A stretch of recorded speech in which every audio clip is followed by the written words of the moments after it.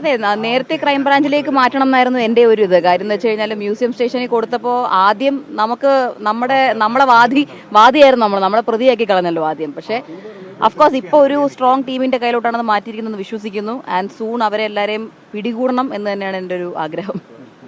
അപ്പോൾ അഫ്കോഴ്സ് ഇനിയിപ്പോൾ നല്ലത് തന്നെ അങ്ങോട്ട് നടക്കും. കാര്യം നമ്മുടെ സൈഡിൽ നിന്നുള്ള തെളിവുകൾ മുഴുവൻ നമ്മൾ കൊടുത്ത് കഴിഞ്ഞിരിക്കുന്നു. ഇപ്പോൾ എന്ത് പ്രൂഫ് പോലും പോലീസ് നമ്മുടെ അടുത്ത് ചോദിച്ചിട്ടുണ്ട്, നമ്മളെല്ലാം അവരുടെ കയ്യിൽ ഏൽപ്പിച്ചിട്ടുണ്ട്.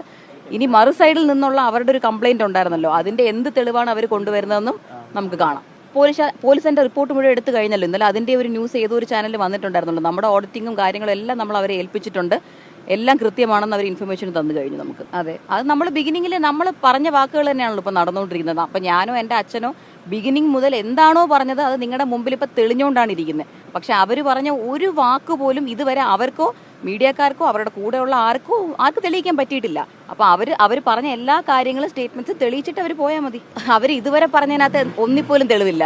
അപ്പോൾ പിന്നെ അവർക്ക് പച്ചക്കള്ളം പറഞ്ഞുകൊണ്ടിരിക്കാൻ ഇഷ്ടമാണെന്നുണ്ടെങ്കിൽ അവർ അടുത്തൊരു കള്ളവും ചിലപ്പോൾ ഇനിയിപ്പോൾ നാളെ വന്നിട്ട് ചിലപ്പോൾ അച്ഛനും അവരെ വിളിച്ചു എന്ന് പറയാം, അല്ലെങ്കിൽ എൻ്റെ അമ്മ അവരെ വിളിച്ചു എന്ന് പറയാം. അവർ പലതും പറഞ്ഞുകൊണ്ട് തന്നെ ഇരിക്കും. പക്ഷെ നമുക്ക് തെളിവല്ലേ നമുക്ക് ആവശ്യം. അതാണ് ഞാൻ ചോദിക്കുന്നത്. ആ തെളിവ് എവിടെ? മനസ്സിലായില്ലേ?